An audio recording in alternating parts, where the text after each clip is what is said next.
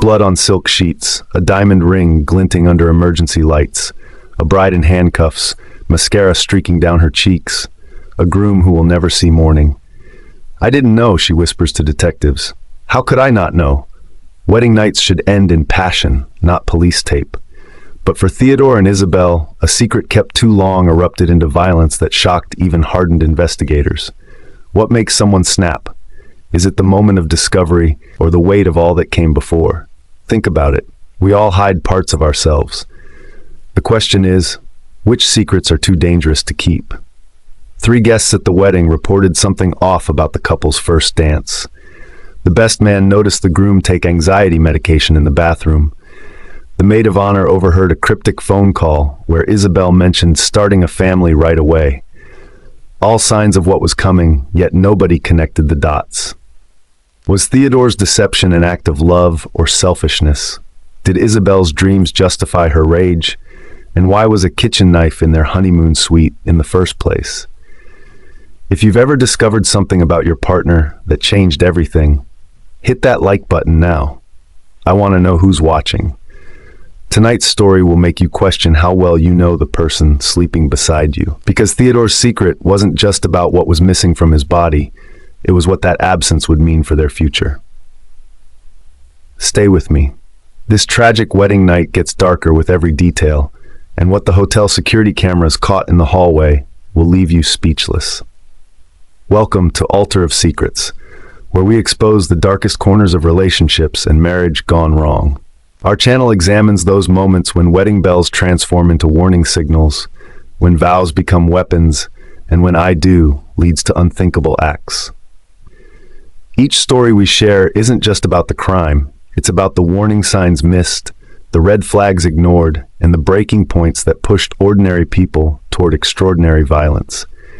If you're new here, now is the time to press that subscribe button and activate notifications. You'll join thousands who come here not just for entertainment, but for lessons that might save relationships or lives. Today's story contains adult themes, disturbing content, and moments that will challenge your assumptions about communication in relationships. Now, let's go back to where Theodore's story began, long before he met the woman who would become both his bride and his killer. Theodore Blanchard learned violence before he learned to read.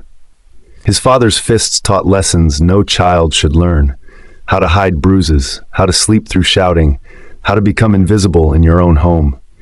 "My daddy drinks because he loves us too much," his mother would say, holding ice to Theodore's swollen cheek. A beautiful lie from a woman too broken to escape. At school, Theodore became the quiet boy in the back row. Teachers noted his withdrawn nature in reports that never prompted investigations. Neighbors heard the night terrors but chose comfortable silence over uncomfortable intervention. By 16, Theodore had survived 10,000 nights in that house. The day that changed everything wasn't his father's rage but chance. A blown tire on a country road, a car rolling 3 times into a ditch. The medical report used clinical language: severe trauma to genital region, resulting in bilateral orchiectomy. In human terms, Theodore's manhood was crushed beyond repair. Surgeons removed what couldn't be saved. Imagine waking up at 16 to learn part of you is gone forever. No future children, no normal teenage experiences, just shame and prescription bottles. Did anyone counsel this boy about his new reality? A court document mentions standard post-operative care, no psychological support, no therapy for the trauma, just discharge papers and silence.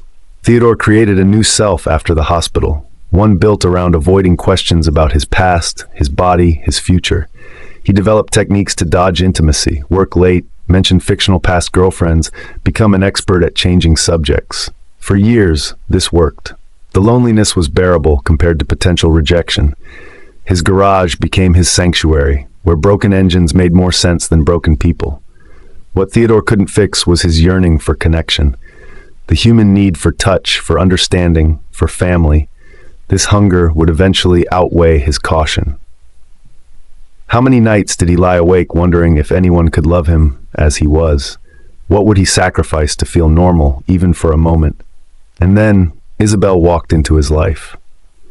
To understand why Isabelle Greer murdered her husband, you must first understand what drove her. Not simple desire, but bone-deep conviction that motherhood defined her purpose. At Jefferson Elementary, students adored Miss Greer for her warmth and patience. Parents requested her classroom. Colleagues envied her natural gift with children. Each day, she shaped young minds while her own thoughts drifted to the family she didn't have. Some women are born mothers, her own mother told her at 13. You have that gift. These words embedded in Isabelle's identity, becoming both blessing and curse. Her childhood bedroom still held the names she'd chosen for future children, written in her diary at age 10. James for a boy, Charlotte for a girl. Sometimes she'd whisper these names alone at night, as if summoning them into existence. 3 serious relationships had ended because of this fixation. David wanted to travel the world childless. Michael couldn't have children but suggested adoption, which Isabelle rejected for reasons she never fully explained. Anthony wanted to wait until his career stabilized, but Isabelle's biological clock thundered too loudly for patience. What was it about carrying her own biological child that mattered so intensely? A court-appointed psychologist would later suggest it stemmed from Isabelle's own complicated adoption story, one she'd never resolved. Did anyone notice how Isabelle's hand would unconsciously rest on her abdomen when she talked about the future? Or how she volunteered extra hours in the maternity ward at County Hospital? At 34, with each passing month, her panic grew. Dating apps yielded men who found her intensity about family too much. Friends with babies stopped inviting her over, uncomfortable with her hungry gaze at their children. Then she met Theodore, kind, attentive, seemingly perfect.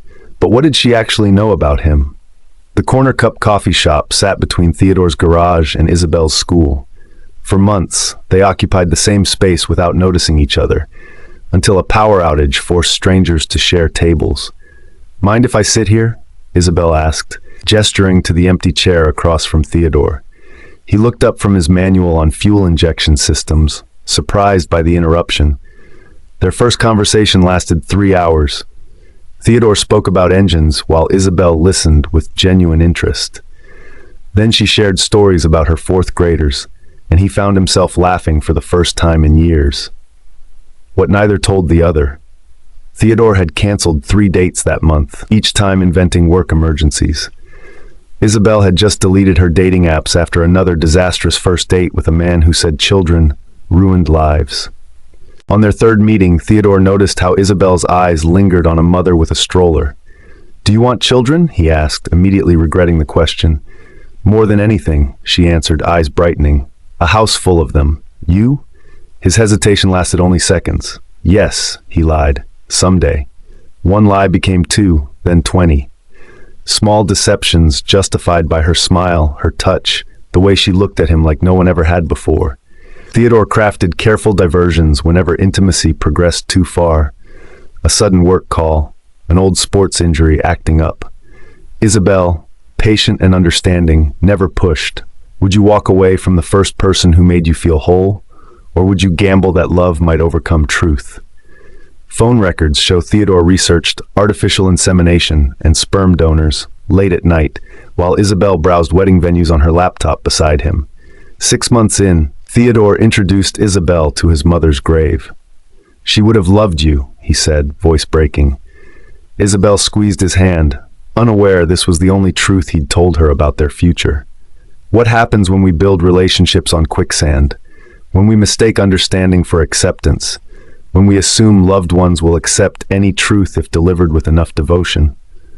The proposal happened on a Ferris wheel, Theodore kneeling awkwardly in the swaying carriage, presenting a diamond that cost 12 repair jobs. "Yes! 1,000 times yes!" Isabelle cried, tears streaming as she called her parents from 160 feet above the ground.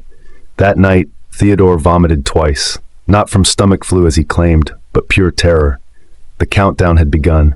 Each day brought him closer to a wedding night he couldn't navigate, to questions he couldn't answer, to a body he couldn't change. 3 separate times, he drove to Isabelle's apartment to confess. 3 times he sat in his car until dawn, rehearsing words that never left his mouth. If you've ever kept a secret from someone you loved, something that could destroy everything, hit that like button if you haven't. Would you risk losing someone by telling the truth? or gamble everything on silence? Wedding invitations went out. Registry items were selected. Isabelle chose a fertility specialist for after the honeymoon, storing the business card in her wallet. Theodore researched annulment laws and medical miracles equally. Desperate measures from a desperate man. The bachelor party footage shows a groom who barely smiled, who checked his phone constantly, who left early claiming exhaustion. But what was he actually planning? Dawn broke on their wedding day with rain that stopped precisely 1 hour before the ceremony. A good omen, guests murmured. If only they knew. Theodore stood before the mirror, adjusting his bow tie with shaking hands. The best man noticed, offering a flask. Pre-wedding jitters? What do you call it when it's beyond jitters? When your stomach acids burn holes through your lining? When your future balances on a lie too big to maintain, too devastating to confess? In the bridal suite, Isabelle glowed. By tomorrow we'll be trying for our first baby, she told her maid of honor, who laughed and poured more champagne. 3 pregnancy books sat gift-wrapped in Isabelle's overnight bag. The ceremony proceeded like a beautiful dream, or nightmare, depending on which spouse you asked. Theodore stumbled over his vows twice. Guests blamed emotion. Only his cousin, who'd known him since childhood, sensed something wrong. She approached him during photos. "You look like you're about to run," she whispered. "I'm fine," he insisted, eyes darting toward the parking lot. Phone records show Theodore texted someone at 3:42 p.m. during the reception. "I can't do this. She'll hate me." The recipient's number belonged to a burner phone, never recovered. The DJ announced their first dance. Theodore held Isabelle like fine china, while she pressed against him, whispering plans for their wedding night. Each word tightened the noose. At the gift table, Isabelle's grandmother presented an heirloom baby blanket. "For your firstborn," she announced loudly. Applause erupted while Theodore excused himself to the bathroom. Security footage shows him standing in the stall for 9 minutes, head in hands. What goes through a man's mind in those moments? Does he consider running, confessing, or simply praying for a miracle that will never come? As they drove to the honeymoon suite, Isabelle rested her hand on Theodore's thigh. "Tonight's the night," she said, eyes bright with expectation. No more waiting. The hotel security camera captured their last public moment. Theodore carrying Isabelle across the threshold, her white dress trailing behind them like a surrender flag. Room 714 gleamed with romance cliches, rose petals on the king bed, chocolate-covered strawberries, champagne sweating in a silver bucket. The hotel had created the perfect stage for love. Instead, it became the setting for destruction. Isabelle emerged from the bathroom in white lace, hair unpinned from the ceremony.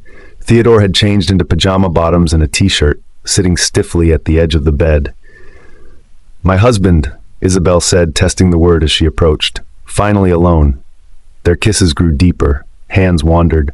The moment Theodore had dreaded for months arrived with cruel inevitability. Isabelle's fingers moved downward, exploring, then stopped. Confusion crossed her face. "What's—" Her hand searched again, finding only emptiness where anatomy should be. "Theodore." His mouth opened, closed. Words failed him as they had 100 times in rehearsed confessions. "I wanted to tell you," he whispered finally. Isabelle pulled back. "Tell me what? What am I feeling? What am I not feeling?" The truth spilled out in broken fragments. The accident at 16, the surgeries, the physical reality he'd hidden from everyone, including her. "I can't have children. Not ever. Not biologically mine." Isabelle's expression shifted through emotions like channels changing, confusion, disbelief, horror, betrayal, each one cutting deeper than the last.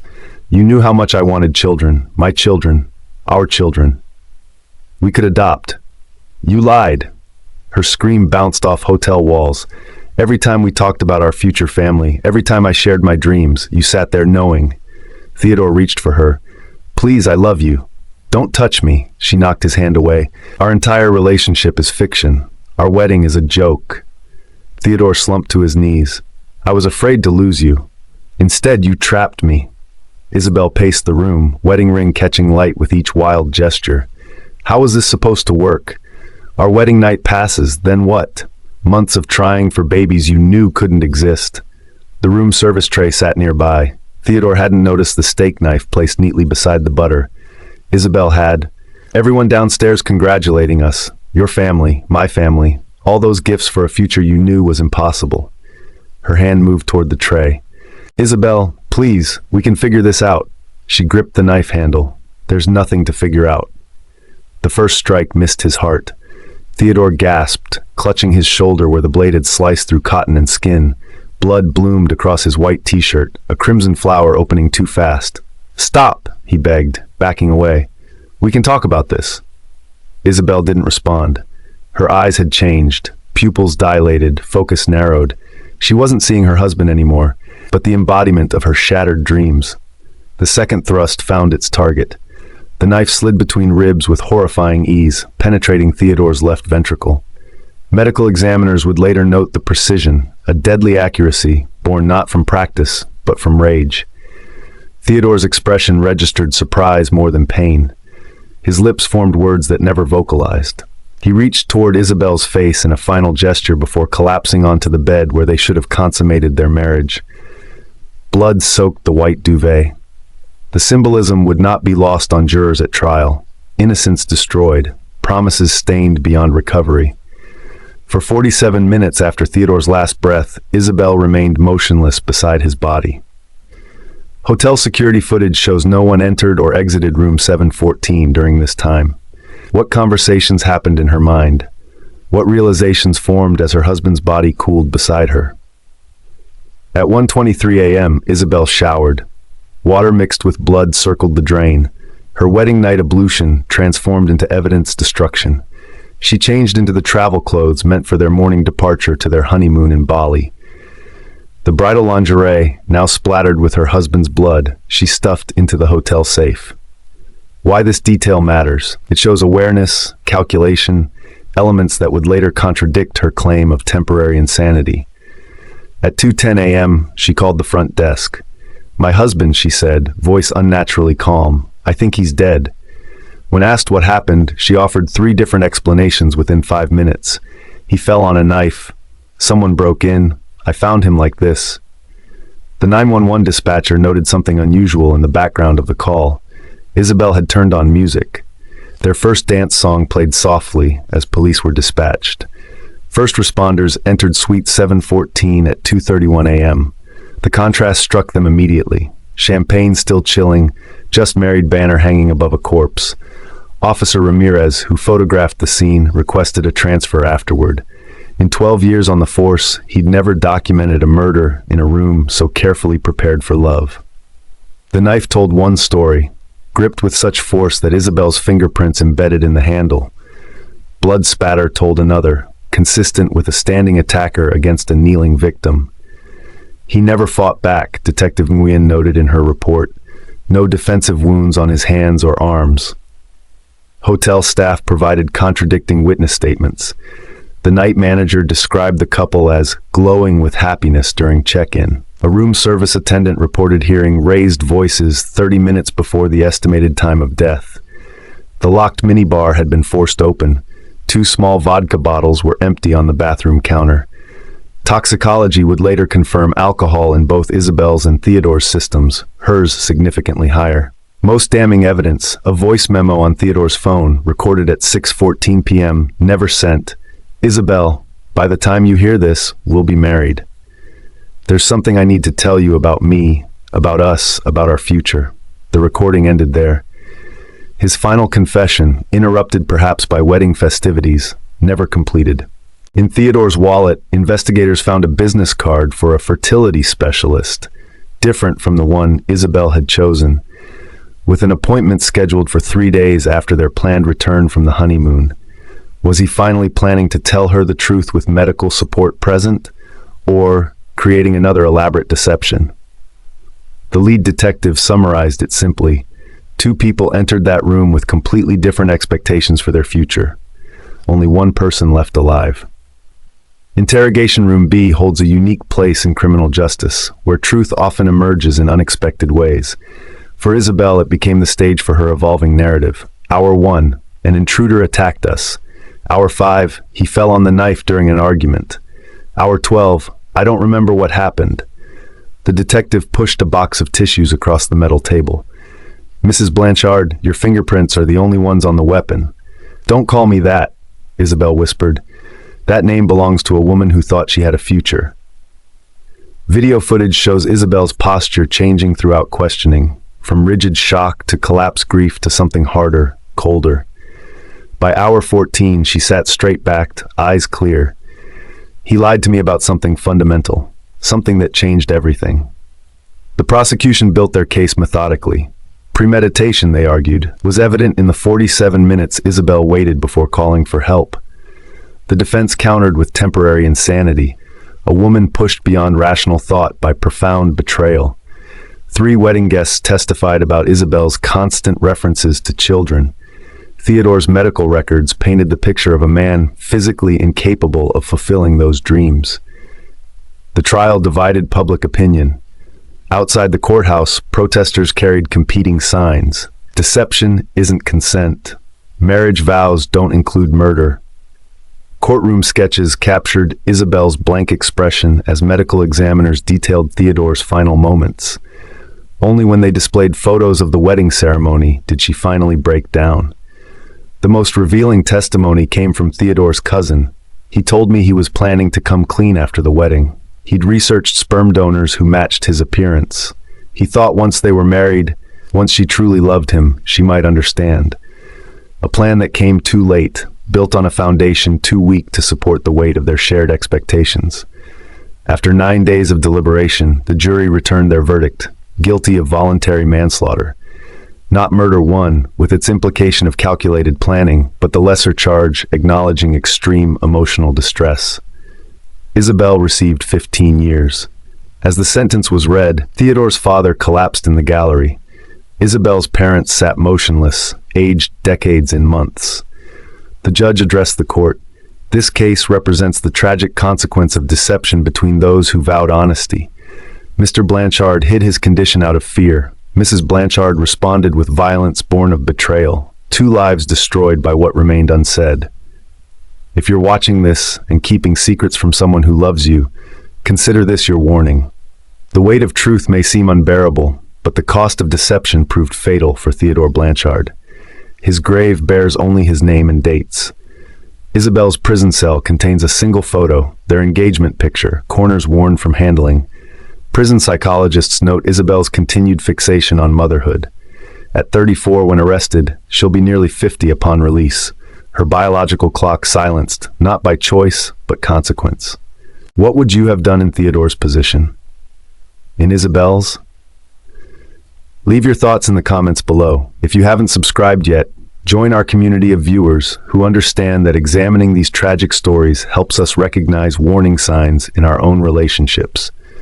Until next time, remember that beneath every lie told to protect love lies a truth waiting to shatter it. The secrets we keep to preserve our relationships are often the very things that destroy them.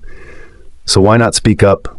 Stay safe, stay aware, and thank you for joining us today. See you on another story from the Altar of Secrets. Bye for now.